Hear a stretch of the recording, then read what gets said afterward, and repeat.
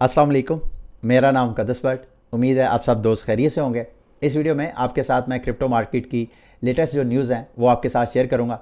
आज जुलाई के महीने का आखिरी दिन है, 31 जुलाई 2022 है और इस हफ्ते का आज पहला दिन है। इस जुलाई के महीने का थोड़ा सा रिव्यू करेंगे। हफ्ते की मेजर कोई न्यूज़ है वो आपके साथ मैं समझता हूँ वो आपके साथ शेयर करूंगा। और पिछले 24 घंटे बल्कि 48 घंटे मुझे कहने दें जो मार्केट की अपडेट्स हैं वो भी मैं आपके साथ शेयर करूंगा। कल संडे को मैंने आपके साथ मार्केट की अपडेट्स वगैरह शेयर नहीं की थी।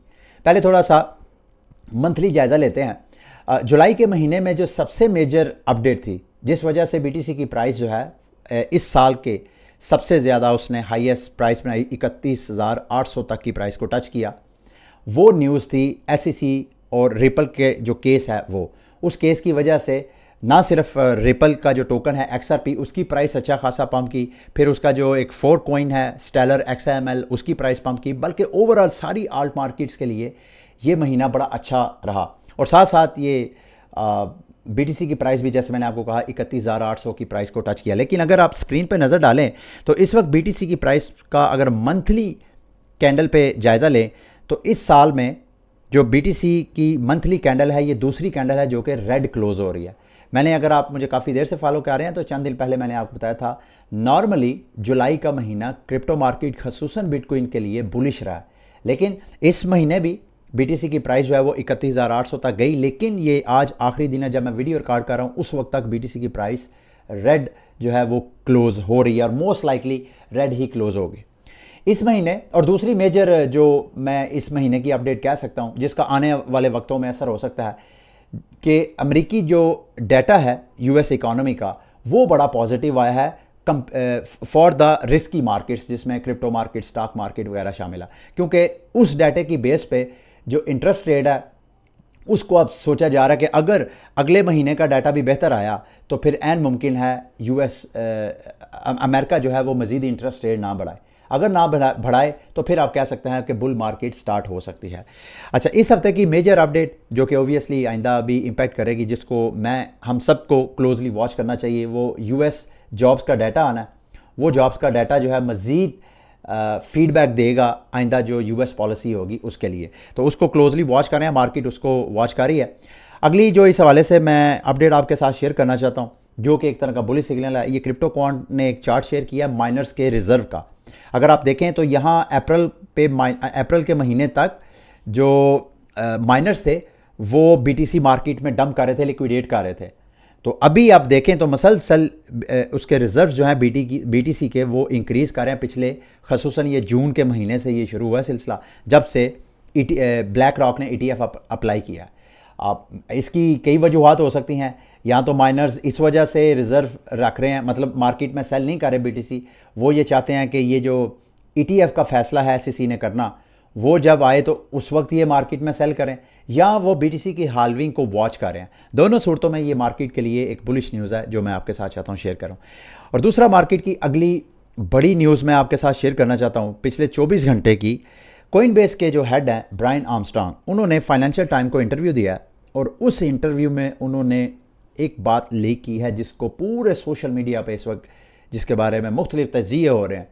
वो उन्होंने कहा जी कि जब SEC ने हमें सू किया यानी लीगल कार्रवाई हमारे ख़िलाफ़ शुरू की तो उससे पहले SEC ने हमें एक नोटिस भेजा। उसमें उन्होंने कहा कि सिवाय बिटकॉइन के आपके प्लेटफॉर्म पे जो जो क्रिप्टो करेंसी आपने लिस्ट की हुई हैं ट्रेडर्स को ट्रेडिंग के लिए प्रोवाइड किए हैं उन सबको डीलिस्ट करें और उनकी ट्रेडिंग को बंद करें। इसका क्या मतलब है? इसका मतलब यह है कि SEC के नज़र में बिटकॉइन के अलावा तमाम क्रिप्टो करेंसीज वो सिक्योरिटीज़ हैं और उनकी ट्रेडिंग अगर करनी है बेशक कोई प्लेटफॉर्म है तो उसने SEC से लाइसेंस लेना। कोइनबेस की लीगल टीम ने इसके ऊपर गौर व फिक्र किया और उन्होंने SEC को कहा कि भाई आपके पास इख्तियार नहीं, किस इख्तियार और कानून के तहत आप दूसरी क्रिप्टो करेंसीज को कह रहे हैं कि वो सिक्योरिटीज़ हैं। तो इस बात चूँकि कोइनबेस ने बात नहीं मानी इसी वजह से SEC ने इसको सू किया। इस वक्त SEC की और कोइनबेस की लीगल बैटल जो है वो जारी है। कोइनबेस ने ऑलरेडी अदालत से रजू किया कि SEC का ये जो केस है इसको डिसमिस किया जाए। इसका जो भी फैसला होगा XRP की तरह ये भी क्रिप्टो मार्केट के ऊपर अपना इम्पैक्ट छोड़ेगा। इसको मैं भी क्लोजली वॉच कर रहा हूँ, आपने भी इसको क्लोजली वॉच करना है। अगली मार्केट की दूसरी बड़ी मेजर न्यूज़ जो इस वक्त टॉप ट्रेंड में है, ये मेरे ट्विटर अकाउंट पर भी अगर आप देखें तो दूसरे नंबर पे इस वक्त ट्रेंड है ट्विटर पे कर्व फाइनेंस का। कर्व फाइनेंस यूँ समझ लें कि स्टेबल कॉइन मार्केट का लीडर है। ना सिर्फ ये स्टेबल कॉइन तक इसकी न्यूज़ और अपडेट महदूद रहती है, बल्कि मार्केट के बहुत से प्रोटोकॉल्स के ऊपर इसका इम्पैक्ट होता है। कर्व फाइनेंस में एक्सप्लॉइट हुआ है तकरीबन, इस वक्त जब मैं वीडियो रिकॉर्ड कर रहा हूँ तो 41 मिलियन अभी तक जो है वो उसका हैक हो चुका है, उसकी वैल्यू का। अच्छा, कर्व फाइनेंस हुआ क्या है कि इथीरियम की जो ईवीएम इथीरियम वर्चुअल मशीन की जो लैंग्वेज है वाइपर 0, उसका जो वर्जन है 0.2.15, उसमें कोई लकूना, कोई कमी रह गई। हैकर ने, एक्सप्लॉइटर ने उसको देखा और उसको यूज़ करते हुए वो हैकिंग कर रहा है। अब ये कर्व फाइनेंस तक महदूद नहीं रहेगा। जैसे मैंने आपको कहा कि कर्व फाइनेंस मार्केट का लीडर है, बहुत से प्रोटोकॉल्स को लिक्विडिटी शायद ये प्रोवाइड करता है, तो इस वजह से इसका इम्पैक्ट जो है, और ये मेरा ख्याल है पिछले हफ्ते भी इधर हैकिंग की रिपोर्ट है। और ये जो वाइपर, ये जो हैक है इस लैंग्वेज का, ये लैंग्वेज सिर्फ कर्व फाइनेंस यूज़ नहीं कर रहा, मार्केट के और प्लेयर्स भी कर रहे हैं। और हैरानकुन तौर पे बावजूद इसके कि इस न्यूज़ का इम्पैक्ट बहुत पूरी मार्केट पे होना चाहिए था, लेकिन मार्केट इस न्यूज़ को ऑब्जर्व कर गया, खसूसन बिटकॉइन और इथेरियम टॉप क्रिप्टो करेंसीज की मैं बात कर रहा हूँ।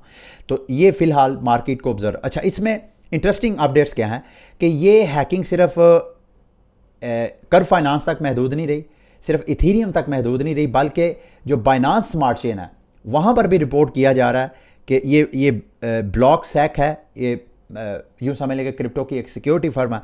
उन्होंने कहा कि $73,000 का सेम इसी तरह का जो हैक है वो बाइनांस स्मार्ट चेन के ऊपर भी हुआ है।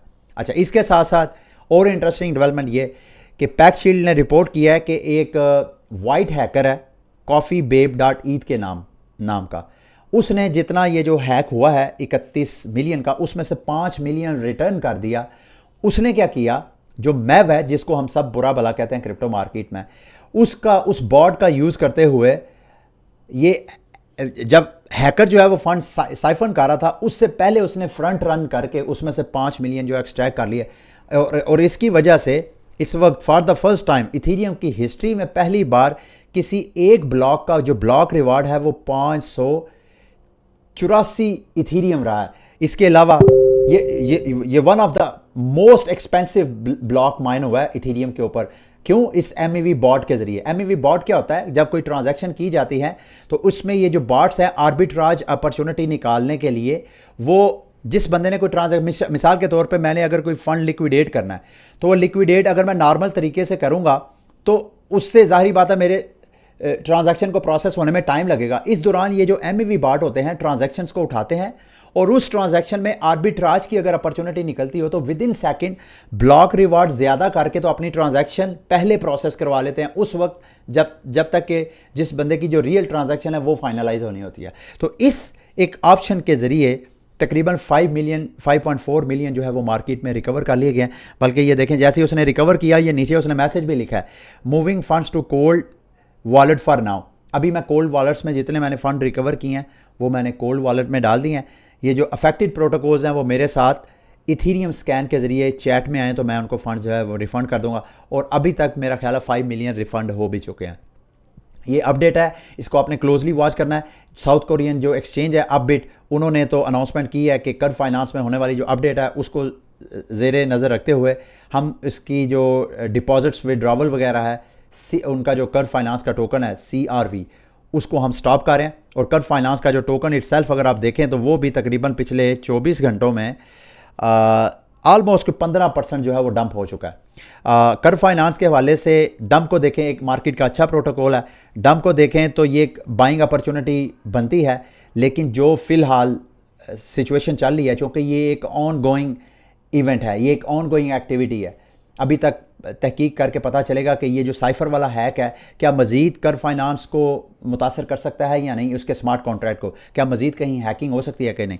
तो मैं आपसे वैसे कहूँगा कि आप एहतियात करें, लेकिन इस वक्त अगर आप बाइंग करेंगे फॉर लॉन्ग टर्म तो ये एक अच्छा आपको रिटर्न दे सकती है। दूसरा, आर्खम इंटेलिजेंस के हवाले से पिछले चंद दिनों से मैं आपके साथ डिटेल वगैरह शेयर कर रहा था। अभी की अपडेट ये है कि फॉर द फर्स्ट टाइम उनके प्लेटफॉर्म पर, वो जो वहाँ पर लोग अपनी इंटेलिजेंस सेल करते हैं, अपना नॉलेज सेल करते हैं, एक जो उनकी यहाँ एक बिड है वो बाकायदा फाइनलाइज हुई है, जिसमें जो डूक वन या टेराफॉर्म लैब के जो वॉलेट्स हैं उसके हवाले से किसी ने एक बिड लगाई थी कि भाई पता करें कि इनका वॉलेट कौन सा है और क्या उसकी तहकीकात है। पता चला है कि जो टेराफार्म ने बताया था कि हमारे पास कोई 300 के करीब BTC है, वो उन्होंने झूठ बोला है। बल्कि यहाँ जो रिसर्चर है उसने डॉक्यूमेंटेड प्रूफ के साथ ये साबित किया है कि नहीं, उनके पास इतने नहीं हैं बल्कि इससे ज़्यादा हैं। इस रिसर्च के बदले इनको जो आर्कम का टोकन मिला है, तकरीबन उसकी $5000 की वैल्यू बनती है। आर्कम का जो टोकन है ARKM, उसकी यूटिलिटी है, इस बात में कोई शक नहीं है। लेकिन इसमें अगर आपने इन्वेस्टमेंट करनी है या करने का इरादा रखते हैं तो एक चीज़ आपने लाजमी जेल में रखनी है, जो मैं आपके साथ शेयर करना चाहता हूँ। आर्कम की जो ऑन चेन एक्टिविटी है, क्रिप्टो क्वांट की रिसर्च के मुताबिक वो 99% डंप हो गई है। अब दोबारा सुने कि आर्कम प्रोटोकॉल इन्होंने जब अपना एयर ड्रॉप किया, एयर ड्रॉप के जो तकरीबन जो वॉलेट्स थे 60,000 वॉलेट्स को इन्होंने फ्री में एयर ड्रॉप दिया, और उनमें से 80% ऐसे वॉलेट्स ने जिनको एयर ड्रॉप मिला उन्होंने 100% मार्केट में डंप कर दिए टोकन, और 95% ने, मतलब ओवरऑल 95% ने मार्केट में सेल किए, जिसमें से 80% ने 100% सेल कर दिया। बाकी 15% के पास कुछ टोकन हैं, और इनके जो वॉलेट की एक्टिव वॉलेट की एक्टिविटी है वो 99% जो है वो कम हो गई है। तो इस वजह से अगर आप इसमें सरमायाकारी करना चाहते हैं तो बड़ी केयरफुली आपने इन्वेस्टमेंट करनी है, क्योंकि अगर यूटिलिटी मार्केट, ये जो क्रिप्टो करेंसीज की वैल्यू होती है, it all depend upon the hype. अगर हाइप नहीं होगी तो उसमें सरमायाकारी करके आपको टोकन रखने का कोई बेनिफिट नहीं होगा। मुझे नहीं पता आने वाले कल में क्या इसकी आर्कम टोकन की कोई हाइप बन सकती है या नहीं, लेकिन बहरहाल इसको आपने लाजमी ज़हन में रखना है। अच्छा जी, अगली मेजर न्यूज़ जिसमें जो क्रिप्टो सोशल मीडिया कम्युनिटी है वो बड़ी एक्साइटेड है। इलॉन मस्क ने एक ट्वीट किया जिसको सब बड़ा क्लोजली वॉच कर रहे हैं, something special coming very soon. कोई इसको डोज कोइन के साथ जोड़ रहा है कि डोज कोइन जो है, इनका जो एक्स ऐप है ट्विटर का, उस पे वो आ रहा है Dogecoin as a payment method. कोई उसको, मतलब हर बंदा अपनी अपनी जो इसकी इंटरप्रिटेशन कर रहा है, इसको भी क्लोजली आपने वॉच करना है, क्योंकि ये अगर कोई भी ऐसी अपडेट आती है, अगर बिटकॉइन के हवाले से आएगी तो मार्केट को एक अच्छा खासा पंप मिल सकता है, अगर डोज कोइन के लिए आएगा तो डोज कोइन को भी पंप मिल सकता है। ठीक है, अगली मार्केट की एक दो न्यूज़ हैं तो फिर उसके बाद इस वीडियो को एंड करूँगा। ऑस्ट्रेलिया की तरफ से न्यूज़ है जी, उनका एक बैंक है बेंडिगो, इन्होंने कहा है कि वो जो हाई रिस्क पेमेंट्स हैं ऑन क्रिप्टो एक्सचेंजेस उसको वो ब्लॉक करने जा रहे हैं।